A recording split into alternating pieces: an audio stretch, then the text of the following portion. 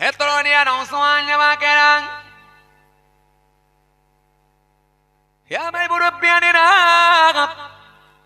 বাবা রাসূলকে দেখেন হযরতে জাবের রাদিয়াল্লাহু তাআলা আনহু নিজের স্ত্রীর কাছে গিয়ে, নিজের হালিয়ার কাছে গিয়ে বললেন, ও আমার বিবি, ও আমার স্ত্রী, আজকে আমি রাসূলুল্লাহকে একটু দাওয়াত দিয়েছি, মনটা আমার বড় খুশি। হযরতে জাবেরের স্ত্রী জাবেরের হালিয়া তিনিও ভীষণ আনন্দিত হয়ে গেলেন, মনটা বড় খুশি হয়ে গেল।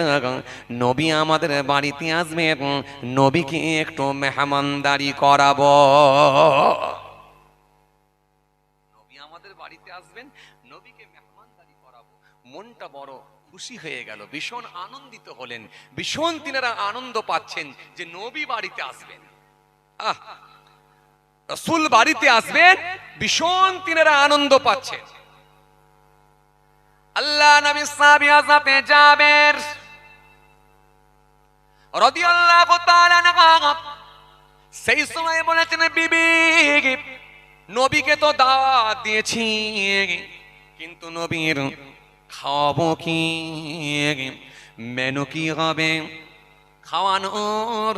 খাওয়ানো কি হবে, রাসূলুল্লাহর জন্য কি কি আইটেম করা হবে একবার বলো। কেন আজকের দিনে আমরা যখন মাঝে মধ্যে বিয়ে বাড়িতে যাই, 14 রকম, 15 রকম, 18 রকম আইটেম করা হয়। এই জন্য মেনু চার্টটা যখন দেওয়া হয়, কিছু কিছু মানুষ দেখবেন খাওয়ার আগেতেই দেখবেন পড়াতে ব্যস্ত হয়ে যায়। কথা বলছেন না কেন? খালি 1 2 3 4 5 6 7 8 9 10 11 12 13 14 15 রকম খাবো। কথা বলছেন না কেন? বিয়ে বাড়িতে মাঝে মাঝে দেয় না, প্রথমে চারটা দেয় না, মেনু চার্ট, 15 রকম আইটেম খাবো। চিন্তা করে দেখলো যদি বেশি খেয়ে নিই তাহলে 15টার খেতে পারবো না, তার মানে প্রথম থেকে আমাকে টুকটুক করে যেতে হবে, তবে 15টা স্বাদ পাবো, 15টা খেতে পারবো। কেন ভিতরে একটা হজম হওয়ারও ব্যাপার থাকবে। কথা বলছেন না কেন? আর কিছু কিছু মানুষ আছে উড়ি সর্বনাশ, এরা তো পুরো গলা পর্যন্ত দেয়, কথা বলে না, খেয়ে নিয়ে পানি খাওয়ারও ক্ষমতা থাকে না। না কিছু বলেন যে হযরতে জাবের রাদিয়াল্লাহু তাআলা আনহু নবীকে দাওয়াত করেছেন, কি আইটেম করবেন চিন্তা করছেন। অভাবের সংসার, গরিবের সংসার, বাড়িতে তো তেমন খাবার কিছু নাই। হযরতে জাবের রাদিয়াল্লাহু তাআলা আনহু বিবিকে বলছেন, বিবি, নবী আসবেন, নবীর জন্য তাহলে এক কাজ করি, বাড়িতে একটা পোষা ছাগল আছে, এই ছাগলটাকে জবাহ করে ফেলি। কেন? নবী ছাগলের গোশত খেতে বড় পছন্দ করেন। জোরে বলবেন না? এই যে আমার ভাইরা গরুর গোশত আমাকে খাওয়াচ্ছিলেন, বললেন হুজুর এটা সিনার গোশত, তো নবী সিনার গোশত, ছাগলের গোশত, ছাগলের সিনার গোশত বড় পছন্দ করেন, বড় ভালোবাসেন। ভালো করে ভুনা যদি করে দেওয়া হয়, নবী ছাগলের গোশতটা খুব পছন্দ করেন। তো সুতরাং বাড়িতে একটা পোষা ছাগল আছে, ওই ছাগলটাকে জবাহ করে ফেলি, ছাগলটাকে জবাহ করে নবীর জন্য একটু খাবার ব্যবস্থা করে দিই। জাবের রাদিয়াল্লাহু তাআলা আনহুর স্ত্রী আহলিয়া তিনিও মেনে নিলেন, মেনে নিয়ে বললেন, হ্যাঁ, রাসূল করিম সাল্লাল্লাহু আলাইহি ওয়াসাল্লামের জন্য ছাগলের গোশতটাই রান্না করা হোক, ছাগলের গোশত রান্না করা হোক। আল্লাহু আকবার, ছাগলের গোশত রান্না হবে, শুনছেন কথা? ছাগলের গোশত ভুনা হবে, রান্না হবে, রান্না হবে। নবীকে দাওয়াত দিয়েছেন, বাড়িতে আসবেন, ছাগল জবাহ হবে। ছাগলটাকে নিয়ে গিয়ে একটা নির্দিষ্ট স্থানে হযরতে জাবের রাদিয়াল্লাহু তাআলা আনহু তিনি জবাহ করে ফেললেন, জবাহ করে ফেললেন। ছাগলটা জবাহ হয়ে গেল। কথা বুঝে আসছে? ছাগল জবাহ করে ফেললেন। যেমন আমরাও জবাহ করে খাই, জবাহ করার কিছু শর্ত আছে, আমি পূর্বের ক্যাসেটে আলোচনা করেছি। খাদ্যনালী, শ্বাসনালী, দুটো রক্তনালী কাটতে হয়, পাশাপাশি আল্লাহর নাম নিতে হয়, এবং জবাহ করার পূর্বে ওই ছুরিটাকে উত্তম রূপে ধার করতে হয়, পর্যাপ্ত ধার দিতে হয়, যাতে করে প্রাণীর কোনো কষ্ট না হয়। এমনকি জবাহ করার পূর্বে যখন ওই পশুকে নিয়ে যাওয়া হবে, জবাহকৃত কোনো পশুর যেন চোখে না পড়ে, একটু দৃষ্টি আড়াল করে নিয়ে যেতে হয়। অনেক কিছু ব্যাপার আছে, শর্ত আছে। হাদিসে এসেছে, নবী বলেছেন লা'নাল্লাহু মান জাবা'a লিগায়রিল্লাহ ওয়া লা'নাল্লাহু মান সারাকা মানারাল আরদ।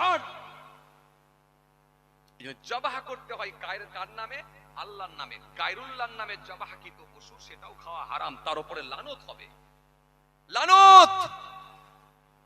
কথা কিছু বুঝে আসছে? তো এই বিস্তারিত অনেক আলোচনা আছে। যাই হোক, হযরতে জাবের রাদিয়াল্লাহু তাআলা আনহু তিনি ছাগলটাকে একটা নির্দিষ্ট স্থানে নিয়ে গিয়ে জবাহ করে ফেললেন। জবাহ হয়ে গেল, ওই সুন্দর করে পিস পিস করে কেটে একেবারে ধুয়ে নিয়ে ধৌত করে নিজের স্ত্রীর হাতে তুলে দিলেন, দিয়ে বলেন, বিবি এবার তুমি পাকিয়ে ফেলো, রান্নাটা করো, একটু কষা করে ফেলো, একেবারে ভুনা সুন্দর করে করো। নবী আসবেন, একটু ভালো করে ভুনা করো। স্ত্রী রান্না করছেন, হঠাৎ করে দেখা যায় জাবের রাদিয়াল্লাহু তাআলা আনহুর ছোট সন্তান, ওনার ছোট ছেলের ঘুমটা ভেঙে গেল। ঘুমটা ভেঙে যাওয়ার পরে দেখছেন বাড়িতে আর ছাগলটা নাই।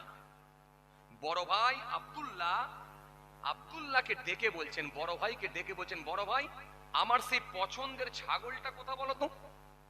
হযরত জাবের রাদিয়াল্লাহু তাআলা আনহুর ছোট সন্তানের বয়স 4 থেকে 5 বছর, আর বড় ভাইয়ের বয়স হলো 7 থেকে 8 বছর, তার মানে দুজনই নাবালক শিশু। এখন বড় ভাইকে যখন বলা হচ্ছে, বড় ভাই আমার সেই পছন্দের ছাগলটা কোথায়?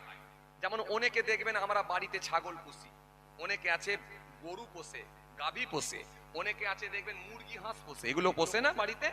অনেকে পোষে না? পোষে। তো বাড়িতে একটা ছাগল পুষেছিলেন, এই ছাগলটা খুব পছন্দের ছিল কার? হযরতে জাবের রাদিয়াল্লাহু তাআলা আনহুর ছোট সন্তানের। কথা কিছু বুঝে আসছে? তো তিনি বললেন যে আমার সে পছন্দের ছাগলটা কোথায়? যেমন অনেকে দেখবেন বাড়িতে আবার পাখি পোষে, আমি তবে একটু মানা করব, উড়ন্ত পাখিকে যেন খাঁচাতে বন্দি করে রাখবেন না। উড়ন্ত পাখিকে যদি খাঁচাতে বন্দি করে রাখা হয়, না জানি ওই পাখিটা যদি মারা যায়, এটা কাবিরা গুনাহ হতে পারে, কাবিরা গুনাহ হতে পারে। কারণ উড়ন্ত পাখিকে যদি খাঁচায় বন্দি করে রাখা হয়, এটা কাবিরা গুনাহ হওয়ার সম্ভাবনা আছে যদি মারা যায়। কেন বলেন তো? একটা, এই যে আমরা স্বাধীনভাবে ঘোরাফেরা করি, এখন যদি কাউকে বলা হয় তোমাকে একটা কামরার ভেতরে বন্দি করে রাখা হবে, 3 বেলা ভালো মন্দ খাওয়ানো হবে, তোমাকে চিকেন বিরিয়ানি দেয়া হবে, মটন বিরিয়ানি দেয়া হবে, বিফ বিরিয়ানি দেয়া হবে, আমরা কি একবারও রাজি হব? আমরা বলবো ভাই সম্ভব না, আমার ধোয়া ভাত আলু ভর্তা অনেক যথেষ্ট ভালো আছে, কিন্তু খাঁচার ভেতরে বা একটা রুমের ভেতরে বন্দি থাকতে এর পারা যাবে না, এটা সম্ভব না। তো উড়ন্ত পাখিকে যদি খাঁচার ভেতরে বন্দি করে রাখা হয়, এই পাখিটা উড়তে না পেরে কষ্টের চোটে যদি মারা যায়, হতে পারে এটা কাবিরা গুনাহ হয়ে যেতে পারে। জি, কোরআন শরীফের মধ্যে আল্লাহ বলেছেন, ইনতাজতানিবু কাবাইরা মা তুনহাউনা আনহুম নুকাফির আনকুম সাইয়্যাতিকুম ওয়া নুদখিলুকুম মুদখালান কারীমা। আল্লাহ বলেন, বান্দা তোমরা যদি বড় গুনাহগুলো থেকে বেঁচে থাকতে পারো, তোমাদের ছোট গুনাহগুলোকে আমি আল্লাহ ক্ষমা করে দেব এবং তোমাদেরকে আমি সম্মানজনক স্থানে প্রবেশ করাবো। ছোট গুনাহগুলো ক্ষমা করে দেবো। কে ক্ষমা করবে? আল্লাহ। এই যে 5 ওয়াক্তের আপনি নামাজ পড়েন, এই 5 ওয়াক্তের নামাজ দিয়ে আল্লাহ বহু সাগীরা গুনাহ মাফ করে দেয়। 1 মাসের যে রোজা রাখেন, 1 মাসের রোজা দিয়ে আল্লাহ বহু সাগীরা গুনাহ মাফ করে দেয়। আপনি যে জুমার নামাজ সপ্তাহে একদিন আদায় করেন, এই জুমার নামাজ দিয়ে সপ্তাহের বহু গুনাহকে আল্লাহ সাগীরা গুনাহকে ক্ষমা করে দিয়ে থাকে। এইজন্য আল্লাহ বলেন বড় গুনাহগুলো থেকে খালি বাঁচো, বাকি ছোট গুনাহগুলোকে আমি তোমাদের মাফ করে দেবো, সম্মানজনক স্থানে প্রবেশ করাবো, তোমরা টেনশন করো না।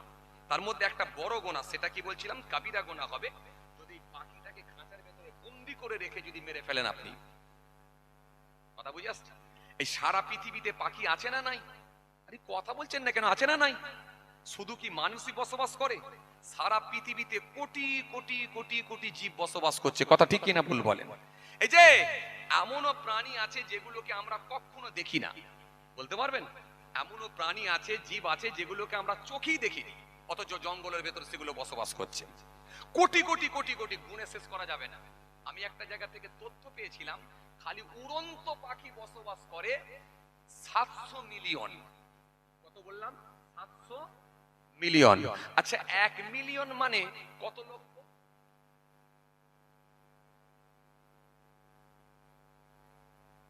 কথা বলে না। ভালো বলতে পারবে?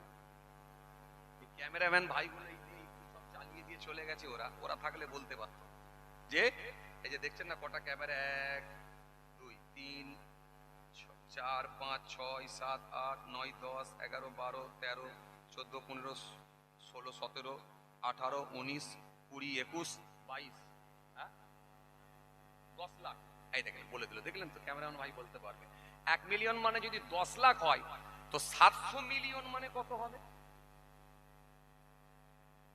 1 মিলিয়ন মানে যদি 10 লাখ হয়, 7 মিলিয়ন মানে তাহলে নিশ্চয়ই 70 লাখ। তাহলে 7 মিলিয়ন মানে যদি 70 লাখ হয় তো 700 মিলিয়ন মানে কত লাখ হবে, কত কোটি হবে? মারাত্মক ব্যাপার এটা। বাড়িতে গিয়ে যারা এই ম্যাথের যারা ভালো, যারা ম্যাথ নিয়ে পড়াশোনা করেন, ম্যাথের যারা ভালো স্টুডেন্ট হবেন, ভালো করে একবার ক্যালকুলেটর মেরে একটু গুণ করে হিসাব করে দেখবেন দেখিনি। আমার তো মনে হচ্ছে কত কোটি হবে, 70 কোটি মনে হয় সম্ভবত হতে পারে, আর নাহলে 700 কোটি। কত হবে বলেন দেখিনি?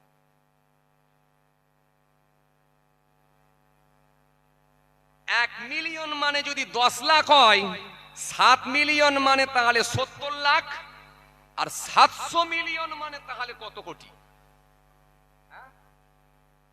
700 কোটি। ভাই বলছেন 700 কোটি। 700 কোটি যদি হয়ে থাকে, বাড়িতে একবার হিসাব করে দেখে নেবেন, তাহলে 700 কোটি পাখি খালি বসবাস করে। কথা বলে না, শুনছেন কথা? আচ্ছা, মানুষ কত কোটি বসবাস করে গোটা পৃথিবীতে?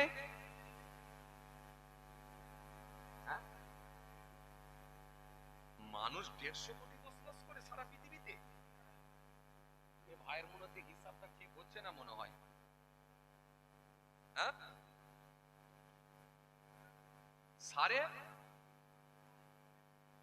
হ্যাঁ 750 থেকে 800 কোটি মানুষ বসবাস করে গোটা পৃথিবীতে। 150 কোটি তো ভাই, 140 কোটি তো খালি ভারতবর্ষে।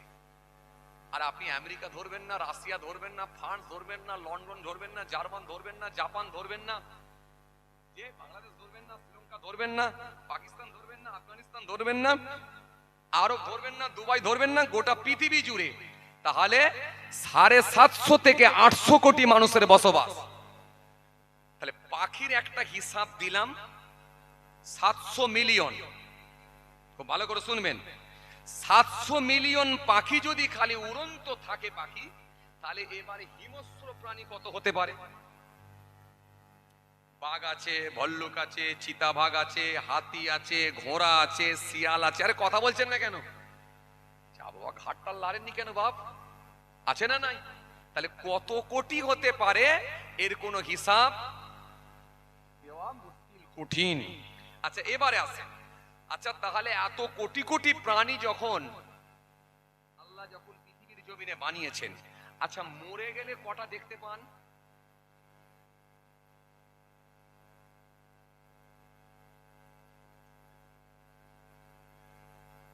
কটা দেখতে পান? আমি আপনাকে বলছি, যে কুকুরগুলো অ্যাক্সিডেন্টে মারা যায় সেগুলো দেখতে পান, আর যে পাখিগুলো খাঁচার ভেতরে বন্দি করে রেখেছেন, খেতে না পেয়ে হোক বা অসুখে হোক, খাঁচার ভেতরে যখন মারা যায় সেগুলোকে দেখতে পান। আপনি টেনে ঠ্যাংটা ধরে একটা জঙ্গলে ফেলে দেন কিংবা খালে বিলে ফেলে দেন, এছাড়া স্বাভাবিকভাবে বয়স হওয়ার কারণে, বার্ধক্যজনিত কারণে যখন কোনো প্রাণী বা পাখি মারা যায়, এগুলো কি কোনো দেখতে পান আপনারা?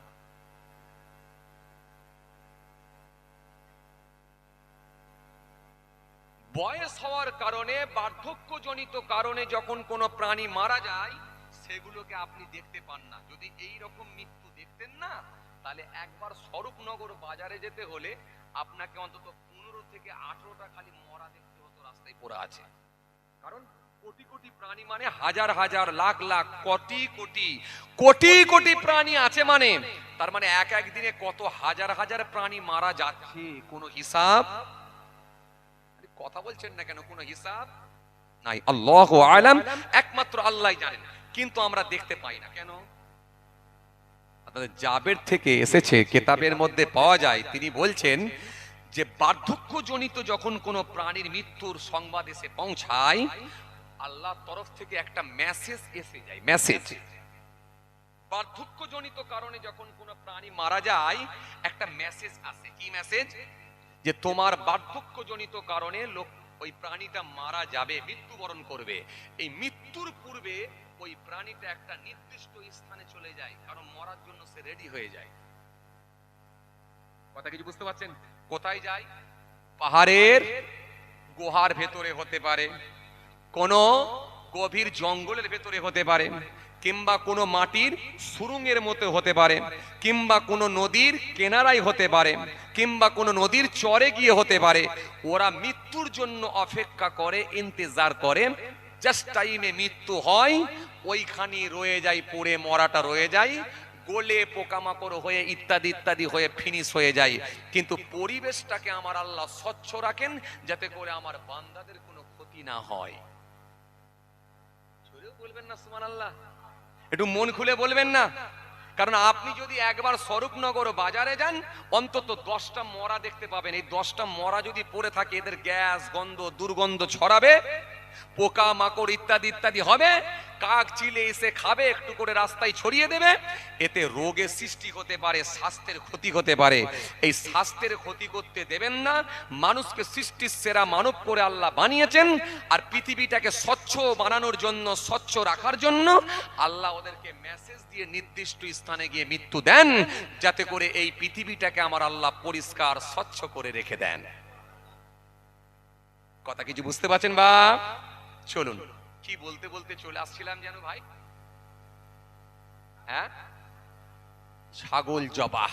হ্যাঁ, ছাগল যখন জবাহ হয়ে গেছে, হযরতে জাবের রাদিয়াল্লাহু তাআলা আনহুর ছোট সাহেবজাদার খুব পছন্দের ছাগল। যেমন অনেক সময় আমরা বাড়িতে দেখবেন বিড়ালও পছন্দ করি, কেউ কবুতর পছন্দ করি, পায়রা পছন্দ করি। কথা ঠিক কিনা বলবো? তো পছন্দের ছাগল, এই ছাগলটা যখন নাই খুঁজে পাচ্ছে না, বড় ভাই আব্দুল্লাহকে ডেকে বলছে, ভাই আমার পছন্দের ছাগলটা কোথাও গো? বড় ভাই আব্দুল্লাহ সেই সময় বলেছিল, ভাই ও আমার ছোট ভাই, তোমার ওই পছন্দের ছাগলটাকে আব্বা জান আজকে জবাহ করে ফেলেছে, জবাহ করে দিয়েছে। ওই ছাগলটাকে জবাহ করা হয়ে গেছে, যার কারণে তুমি আর দেখতে পাচ্ছ না। ছোট ভাই হতভম্ব হয়ে গেলেন, অবাক হয়ে গেলেন। অবাক হয়ে গিয়ে বললেন, ও আমার বড় ভাই, জবাহ আবার কি জিনিস? বাচ্চা কিছু বোঝে না, বাচ্চা মানুষ বলে জবাহ আবার কি জিনিস? বড় ভাই বলছে, জবাহ বোঝো না? প্রাণীকে শুইয়ে দিয়ে গলায় ছুরি চালাতে হয়। বলে সে আবার কেমন ধরনের? বড় ভাই যেই কথা বলেছে, তখন ছোট ভাই বলছে, সে আবার কেমন ধরনের? তখন বড় ভাই বলছে, আচ্ছা তুমি কি দেখবে? বলে অবশ্যই দেখবো। দেখবে মানে? অবশ্যই আমি দেখবো। আমাকে দেখাও কিভাবে জবাহ করতে হলো, কিভাবে জবাহ করা হলো, আমাকে দেখাও। যখন বলেছে আমাকে দেখাও, তখন বড় ভাই বলছে, চলো তাহলে তোমাকে দেখাই আমি। বলে জবাহর স্থানে নিয়ে গিয়ে ছোট ভাইকে সাথে করে নিয়ে বড় ভাই বললেন, দেখো এই জায়গাটায় ছাগলকে জবাহ করা হয়েছে। তখন বড় ভাই বলছে কিভাবে? ছোট ভাই বলছে কিভাবে জবাহ হলো? বলে ছাগলটাকে শুইয়ে দিয়ে গলার ওপরে এইরকম করে ছুরি চালিয়ে দেওয়া হলো, যার কারণে জবাহ হয়ে গেল। বলে তাই নাকি? বলে হ্যাঁ। বলে তাহলে জবাহটা কেমন করে করতে হয় আমাকে একটু দেখাও তো। তুমি দেখবে? বলে হ্যাঁ। এখন বড় ভাই, সেও মাত্র 7-8 বছর বয়স, সেও বোঝে না, বাচ্চা মানুষ। ঘর থেকে ছাগল জবাহ করার সেই ছুরিটাকে নিয়েছে, সোজা ছোট ভাইকে বলছে, তোমাকে দেখাবো তো, দেখাবো তো। ছোট ভাই বলছে, অবশ্যই দেখাবে। দেখাবে মানে? দেখাবে না মানে? অবশ্যই দেখাবে। দেখবো বলি তো আমি এখানে এলাম। যেই বলেছে দেখবো বলে এখানে এলাম, অবশ্যই দেখাবে। তখন বড় ভাই বলছে, তাহলে লম্বা হয়ে শুয়ে পড়ো। বাচ্চা মানুষ বোঝে না। ছোট ভাই শুয়ে পড়েছে লম্বা হয়ে, সেও জানে না, লম্বা হয়ে শুয়ে পড়েছে। ছোট ভাই যখন লম্বা হয়ে শুয়ে পড়েছে, বড় ভাই তখন ওই ছুরিটা নিয়ে ঠিক ছাগল জবাহ করার মতোই গলাতে ধরে আর এইভাবে চালিয়ে দিল। যেই চালিয়ে দেয়া হলো, সঙ্গে সঙ্গে গলাটা কেটে গেল, রক্তপাত শুরু হলো, রক্তে জমিনটা লাল হয়ে গেল। কিছুক্ষণের মধ্যে ওই বাচ্চা, ছোট বাচ্চা নড়তে নড়তে নড়তে নড়তে নড়তে নড়তে নিস্তেজ হয়ে গেল, ইন্তেকাল হয়ে গেল, মারা গেল। যেই দেখেছে নিস্তেজ হয়ে গেছে, মারা গেছে, ছোট ভাই লড়েনি, বড় ভাই থরথর করে কাঁপতে শুরু করলো, এই তো মারা গেছে, আব্বা জানলে তো আমাকে মেরে ফেলবে, আব্বা জানলে তো আমাকে পেটাবে, এখন আমি কি করি? সামনে বাড়ির বারান্দার একটু দূরেতেই একটা খেজুরের গাছ ছিল, ওই খেজুরের গাছটা ধরে উপরে উঠে পড়েছে, উঠে ভয়ে চুপচাপ বসে আছে, খেজুরের গাছের উপরে বসে আছে। কথা বুঝতে পারছেন? বসে আছে। হযরতে জাবের রাদিয়াল্লাহু তাআলা আনহু নবীকে দাওয়াত দিয়ে চলে এসেছে, মনটা বিরাট খুশি, রাসূলুল্লাহ বাড়িতে আসবেন, আজকে নিজে হাতে করে নবীর ভালোবাসাতে ঘরগুলো, কামরাগুলো আমি জাবের পরিষ্কার করব। হযরতে জাবের রাদিয়াল্লাহু তাআলা ঘরগুলোকে, কামরাগুলোকে পরিষ্কার করতে লেগেছেন। নবী আসবেন, নবী আসবেন, বারান্দাটা পরিষ্কার করতে লেগেছেন, নবী আসবেন, মহলটা পরিষ্কার করতে লেগেছেন, রাসূলুল্লাহ আসবেন, পরিষ্কার করে দিয়ে যখনই একটু বাড়ির বাইরের দিকে গেছেন, খেজুরের গাছের দিকে গিয়ে একবার তাকিয়েছেন, ওই খেজুরের গাছের ওপরের দিকে তাকানোর সাথে সাথে দেখতে পান ওই গাছের ওপরে বসে আছে বড় ছেলে আব্দুল্লাহ, আমার দিকে তাকিয়ে থরথর থরথর করে কাঁপতে শুরু করে দিয়েছি। বড় ছেলে খেজুর গাছের উপরে বসে থরথর করে কাঁপছে, কম্পন হচ্ছে। যখন দেখেছে থরথর করে কাঁপছে, কম্পন হচ্ছে, বাপ বুঝতে পেরেছে নিশ্চিত ভাবে অঘটনটা মনে হয় বড় ছেলেই ঘটিয়েছে, কিছু একটা ঘটনা ঘটেছে। আর বড় ছেলে গাছের ওপর থেকে বুঝতে পেরেছে আব্বা মনে হয় আমাকে ধরে ফেলেছে, বুঝে গেছে। বড় ছেলে আব্দুল্লাহ তাকতে না পেরে বড় ভয় পেয়ে গেলেন, ভয় পেয়ে গিয়ে বড় ছেলে আব্দুল্লাহ তাকতে না পেরে ওই খেজুরের গাছ থেকে নিচেতে যখন ঝাঁপ দিলেন, ঝাঁপ দিয়ে মনে মনে ভাবলেন আমি পালিয়ে যাব, দৌড়ে দৌড়ে পালাতে গিয়ে নিচেতে যেই ঝাঁপ দিলেন, ঝাঁপ দিয়ে স্লিপ করে গিয়ে সামনে একটা পাথর ছিল, ওই পাথরে গিয়ে মাথাটা ঠোকা হয়ে গেল। এত জোরে মাথাটা ঠোকা হয়ে গেল, মুহূর্তের মধ্যে মাথাটা ফেটে গিয়ে রক্তপাত শুরু হয়ে গেল। বড় ছেলে আব্দুল্লাহ ওই পাথরের গায়ে পড়ে গিয়ে থরথর করে, ওই বড় ছেলে আব্দুল্লাহ পাথরের গায়ে পড়ে গিয়ে কাঁপতে কাঁপতে ওই বড় ছেলে ইন্তেকাল হয়ে গেল, মারা গেল। একই দিনে কয়েক ঘন্টার ভেতরে দুটা লাশ বাড়িতে হয়ে গেল।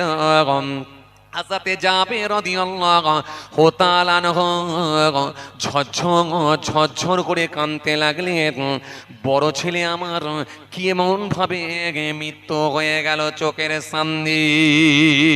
হযরতে জাবের ঝরঝর করে কাঁদতে লেগেছেন। হযরতে জাবেরের স্ত্রী খবর পেয়ে গেলেন। হযরতে জাবেরের স্ত্রী তিনি ওই স্পটে গিয়ে দেখলেন আমার বড় ছেলে ইন্তেকাল হয়ে গেছে।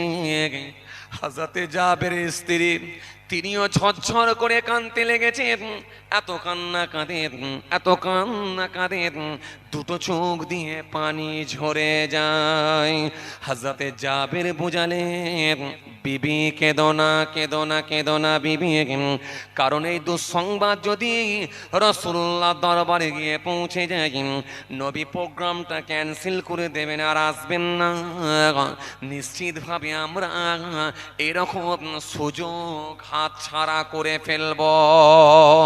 ও বিবি কেঁদো না বিবি, সবর করো বিবি, সবর করো বিবি। বিবিকে মারে মারে সান্ত্বনা দিলে বিবির কান্না বন্ধ হয় না, দুটো চোখ দিয়ে পানি ঝরে যায়। হাজরাতে জাবের বারে বারে বুঝিয়ে বললেন, বিবি কেঁদো না, সবর করো, হয়তো আমার আল্লাহ আমাদেরকে পরীক্ষা নিচ্ছি। এই কথা বলে বিবিকে সান্ত্বনা দিয়ে হাজরাতে জাবের থাকতে না পেরে বাড়ি থেকে একটা মোটা কম্বল নিয়ে এসে ওই কম্বলের উপরে বড় ছেলেকে শুইয়ে দিয়ে পেঁচিয়ে পেঁচিয়ে গোল করে বাচ্চাটাকে তুলে নিয়ে গিয়ে ওই বাড়ির একটা সাইডে নিয়ে গিয়ে শুইয়ে দিলি।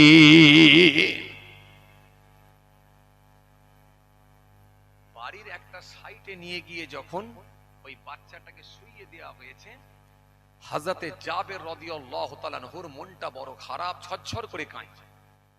কাঁদতে কাঁদতে মনটা খারাপ, আবার মনকে বোঝাচ্ছেন নবী আসবেন, হতে পারে এটা আল্লাহর তরফ থেকে কোনো পরীক্ষা হতে পারে। এই কথা মনে করে তিনি ভেঙে না পড়ে বাড়ির মহালের দিকে ঘোরাঘুরি করছেন। ছাগল জবার স্থানে গিয়ে দেখলেন, হঠাৎ করে তিনি ওই দিকে গেছেন, গিয়ে দেখেন ছোট ছেলেটাও গলা কাটা অবস্থায় পড়ে আছে। হযরতে জাবের রাদিয়াল্লাহু তাআলা আনহু চিৎকার মেরে আবার কাঁদতে শুরু করেছেন। যেই কাঁদতে শুরু করেছেন, নিজের স্ত্রী আহলিয়ার কাছে খবরটা পৌঁছে গেল। তিনি এসে আবার কাঁদতে শুরু করলেন। একই দিনে দুটো লাশ, বড় ছেলে ইন্তেকাল করেছে, ছোট ছেলে ইন্তেকাল। বিবি ঝরঝর করে কাঁদছে, মার সহ্য করতে পারে না, সহ্য করার কথাও না। বুকের ভেতরে এমন কাঁপুনি শুরু হয়ে গেছে, এত কম্পন হচ্ছে, একই দিনে কয়েক ঘন্টার ভেতরে দুটো লাশ। ঝরঝর করে কাঁদছে, বিবি আর সহ্য করতে পারছেন না, ঝরঝর করে কাঁদছেন। হযরতে জাবের বোঝাতে চাইলেন, বিবি কেঁদো না, বিবি সবর করো, এটা নিশ্চিত ভাবে আল্লাহ আমাদেরকে পরীক্ষা নিচ্ছেন, 100% আল্লাহ আমাদেরকে পরীক্ষা নিচ্ছেন। তাহলে নবী আসবেন বাড়িতে, আমার বাড়িতে এরকম বড় বিপদ কেন হবে? নিশ্চয়ই আমার আল্লাহ আমাদেরকে পরীক্ষা নিচ্ছেন, আর এই পরীক্ষায় আমাদেরকে উত্তীর্ণ হতেই হবে। হযরতে জাবের বাড়ি থেকে আর একটা মোটা বিছানা কম্বল নিয়ে এলেন, নিয়ে এসে ছোট ছেলেকে চাগিয়ে নিয়ে ওই বিছানার উপরে শুইয়ে দিয়ে পেঁচিয়ে পেঁচিয়ে গোল করে নিয়ে তুলে নিয়ে গিয়ে বড় ছেলে যেখানে শুইয়ে রেখেছিলেন পাশেতে গিয়ে শুইয়ে দিলেন। এখনো দাফন হয়নি, কাফন হয়নি, এখনো দাফন হয়নি, এখনো কবর দেওয়া হয়নি। নবী আসছেন, আগে নবীর মেহমানদারিটা হয়ে যাক, তারপরে তার অন্য কাজ হবে। আল্লাহু আকবার। নবীকে কি ভালোবাসা দিয়েছেন একবার ভাবেন। তখনও পর্যন্ত নবীকে জানাচ্ছেন না যে বাড়িতে এরকম দুটো মৃত্যু একসঙ্গে, তখনও পর্যন্ত জানাচ্ছেন না। আল্লাহু আকবার, কি ভালোবাসা নবীর প্রতি, একবার ভাবেন। হে তরুণিয়া নওজোয়ান জামাকেরা,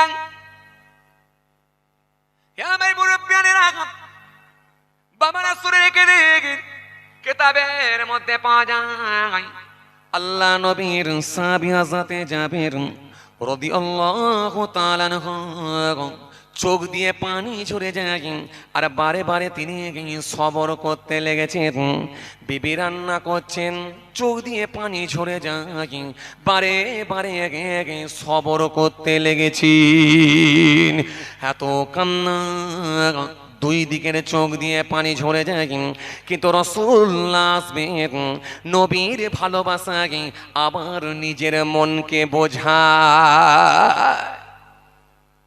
নবীর ভালোবাসায় মনকে আবার সান্ত্বনা দেন, বোঝান। নবী আসছেন, সব থেকে দামি মানুষকে আমরা পাবো, দামি নবীকে আমরা ঘরে পাবো। নবীকে বাড়িতে পাওয়া মানে আমরা ভাগ্যবান, সব কষ্ট ভুলে যাব নবীকে যখন আমরা বাড়িতে পেয়ে যাব। কি ভালোবাসা, কি রাসূলুল্লাহর প্রতি আন্তরিকতা, মহব্বত। নবী আসবেন বাড়িতে, রান্না হয়ে গেল, নির্দিষ্ট সময়ে নির্দিষ্ট টাইমে আল্লাহ নবী উটের পিঠে চেপে হযরতে জাবেরের বাড়ির দরজার সামনে এসে পৌঁছে গেলেন। দরজার সামনে যখন এসে পৌঁছে গেলেন, উটটা গিয়ে বসে পড়ল। হযরতে জাবেরের কাছে খবর গেল, হযরতে জাবের রাদিয়াল্লাহু তাআলা আনহু বাড়ির বাইরে ছুটে ছুটে আসছেন, নবী আসছেন, নবীকে রিসিভ করব, ওয়েলকাম জানাবো, রাসূলুল্লাহ আমার বাড়িতে আসছেন। নবী বাড়িতে আসবেন, ওয়েলকাম জানাবো। হযরতে জাবের দরজার বাইরে চলে গেছেন, উটটা এসে বসে গেছেন।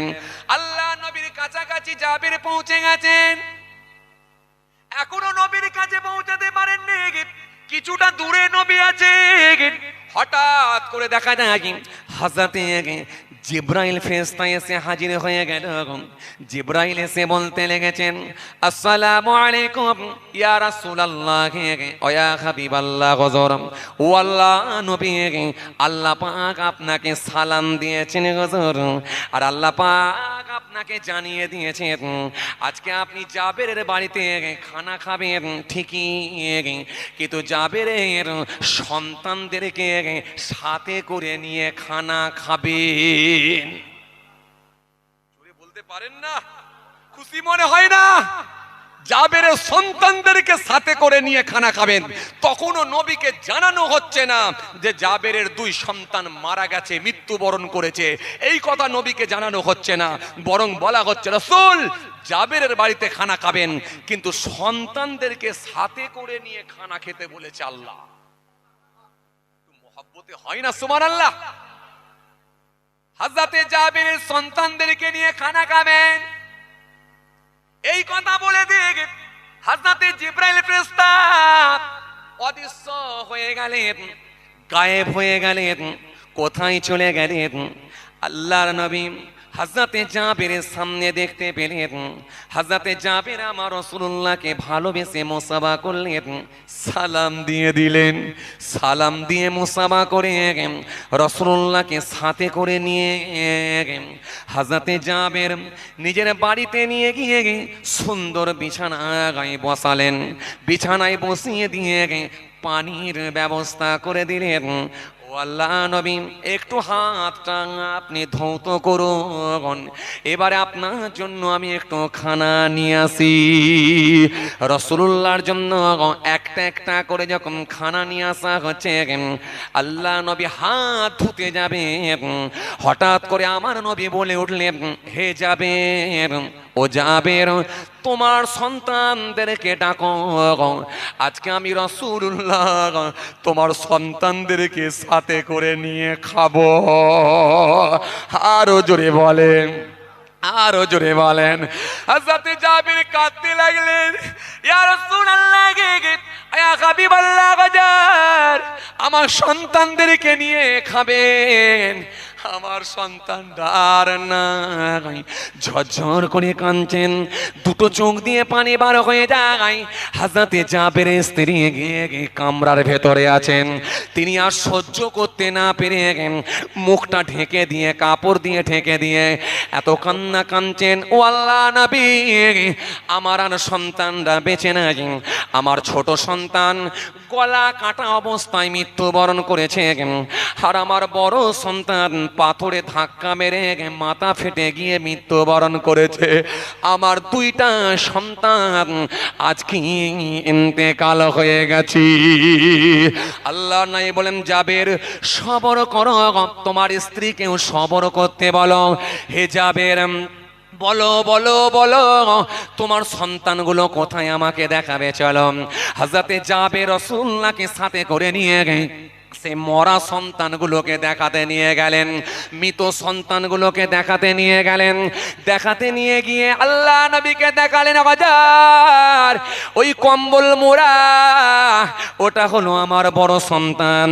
হুজুর, এটা কম্বল মোড়া, এটা হলো আমার ছোট সন্তান। আমার বড় সন্তান বাজার পাথরে ধাক্কা মেরে হুজুর মাথাটা ফেটে মৃত্যুবরণ করেছে।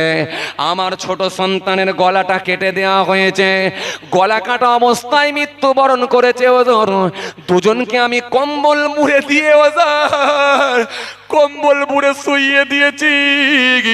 ও আল্লাহ নবী আর বেঁচে নাই। আল্লাহ নবী সেই সময় বললেন, জাবের গো, কেঁদো না, কেঁদো না, কেঁদো না, আল্লাহর নির্দেশ হয়ে গেছে তোমার সন্তানদেরকে সাথে করে নিয়ে খাবার ও জাবের চিন্তা করো না, একটু আমাকে সময় দাও। আল্লাহ নবী তাকতে না পেরে নিজের আঙুলের ইশারা করলেন, ওই মরা সন্তানগুলোর দিকে, মৃত সন্তানগুলোর দিকে ইশারা করলেন, অঙ্গুলি ইশারা দিয়ে বললেন, জাবেরের সন্তানেরা, ও জাবেরের ছেলেরা, ও জাবেরের সন্তানেরা, আল্লাহর হুকুমে জিন্দা হও। বলার সঙ্গে সঙ্গে ওই দুইটা সন্তান, বড় সন্তান উঠে দাঁড়িয়ে গেল, ছোট সন্তান উঠে দাঁড়িয়ে গেল। গলার কাটা নাই, মাথার ফাটা নাই। দুই সন্তান উঠে গিয়ে আল্লাহ নবীকে সালাম দিয়ে বললেন, ও আল্লাহ নবী, আমাদেরকে কি বলছেন এবারে বলুন। হুজুর, আমাদেরকে কি বলছেন এবারে বলুন। দুই সন্তান জিন্দা হয়ে গেল, এটা রাসূলুল্লাহর জন্য মুআজিজা, নবীর জন্য স্পেশাল ক্ষমতা।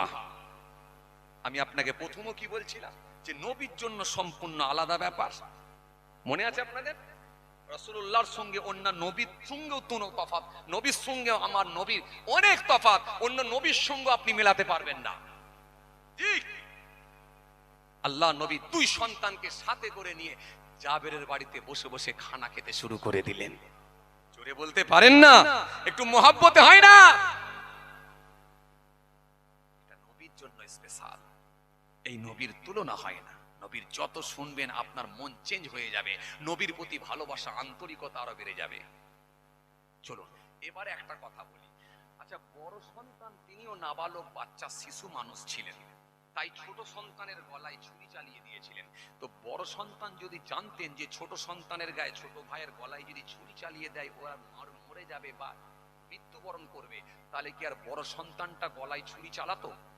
আরে কথা বলেন, কি চালাতো? চালাতো না। আর ছোট সন্তান যদি জানতো আমার গলায় ছুরি চালিয়ে দিলে আমি মৃত্যুবরণ করব, মারা যাব, সে কি আর লম্বা হয়ে শুয়ে পড়তো? আরে কথা বলেন, পড়তো? পড়তো না।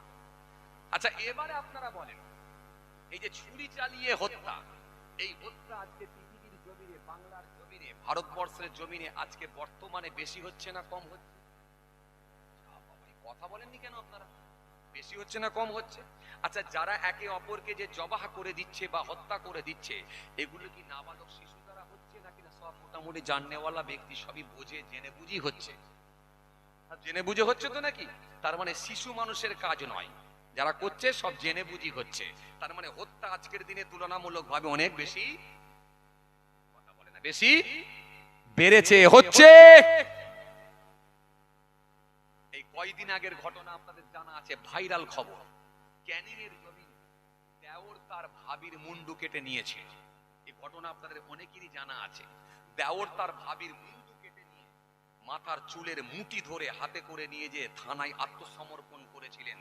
তিনি বলেছিলেন আমি মুন্ডু কেটেছি। তার মানে বিশাল একটা ব্যাপার, বিরাট একটা পালোয়ান না হলে হয়।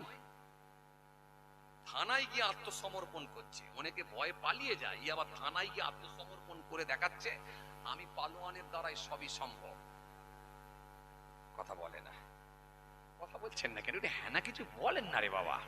যে যে এই ভারতবর্ষের জমিনে, বাংলার জমিনে একটা নয়, প্রতিনিয়ত মানুষ হত্যা চলছে, কথা ঠিক কিনা ভুল বলেন?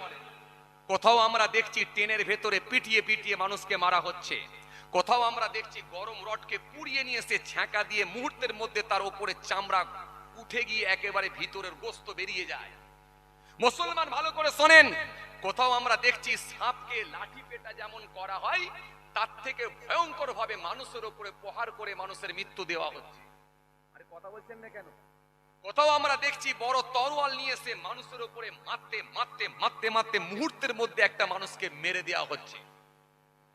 খালি মানুষ মানুষ মানুষ, খালি ধর্মটা আলাদা, এটাই সমস্যা।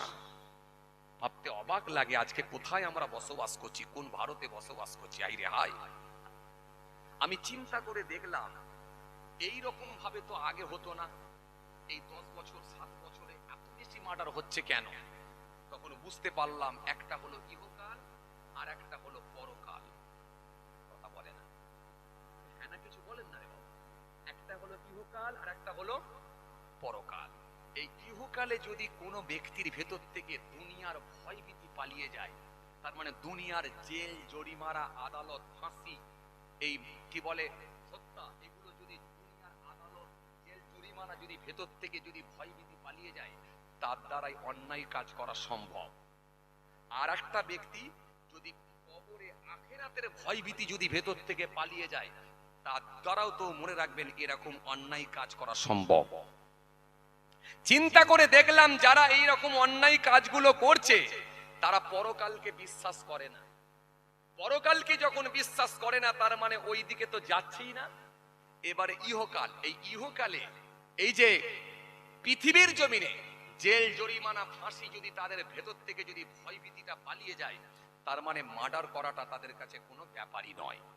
কারণ যখন কোনো মানুষ মার্ডার করার প্রস্তুতি নেয়, সে জানে আমি একটা দলের সঙ্গে যুক্ত আছি, আমার দলের কর্মীরা যারা আছে বা আমার দলের সহকর্মী যারা আছে বা আমার দলের যারা নেতৃত্ব আছে, নিশ্চিতভাবে আমি মার্ডার করলেও, জেল হলেও কিন্তু আমাকে অল্প দিনের ভেতর দিয়ে, অল্প দিনের মধ্যে আমার জামিন করিয়ে নেবে এবং গলাতে আমার মালা দিয়ে বরণ করিয়ে নিয়ে আসবে। আরে কথা বলছেন না কেন? হ্যাঁ না কিছু বলেন না? যখন সে জেনে যাবে যে জামিন আমার নিশ্চিত, তখন জানবেন তার অন্যায় কাজের দিকে ধাবিত হওয়াটাও তার দ্বারাই কোনো সমস্যা নাই। তো সুতরাং ভাইরা আমার, বন্ধুরা আমার, খেয়াল করেন, এই জন্য আজকের দিনে এই বড় বড় অন্যায় কাজের সঙ্গে যুক্ত হয় মানুষ, তাদের পেছনে একটা দল থাকে বলে, সাপোর্ট আছে বলে তারা মনে করে আমাদের দ্বারাই অন্যায় হলেও কিন্তু আমার দলের যারা কর্মী আছেন বা দলের যারা নেতৃত্ব আছেন তারা আমাদেরকে জামিন করিয়ে নেবে, যার কারণে ভেতর থেকে ভয়ভীতিটা পালিয়ে গেছে। ও মুসলমান, ভালো করে শোনেন, এই ইহকালে যদি আমরা ন্যায় বিচার নাও পাই, কিন্তু পরকালে আল্লাহর দরবারে বিচার পেতেই হবে। কথা ঠিক কিনা ভুল বলেন? কেন? আমার আল্লাহ হলেন আহকামুল হাকিমিন, উত্তম বিচারক। উত্তম বিচারক, উত্তম বিচারক কেমন? খুব ভালো করে শোনেন।